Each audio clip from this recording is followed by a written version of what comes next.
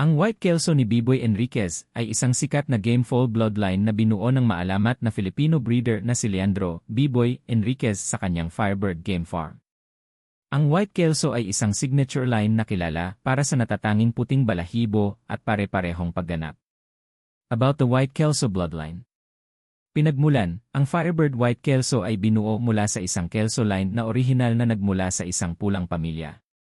Ang isang pulang Kelso hen na inangkat mula sa breeder na si Bud Msferson ay ipinares sa isang pulang Kelso broodcock na nagbunga ng 2 puting manok. Ito ay humantong sa pagbuo ng natatanging puting Kelso bloodline.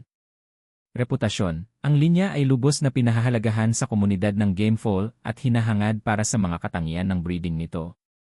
Si Enriquez ay malawak na kinikilala sa pagtatatag ng pamana nito.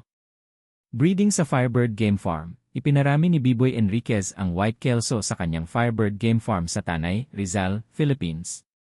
Ang kanyang sakahan ay tahanan din ng iba pang mga kilalang linya, kabilang ang Firebird Kelso at Super Sweaters. Crossbreeding, ang White Kelso ay madalas na pinag-crossbred sa iba pang mga bloodline upang mapahusay ang mga kanais-nais na katangian. Kasama sa mga halimbawa ang mga cross na may mga linya ng Sleen Hatch at Super Sweater.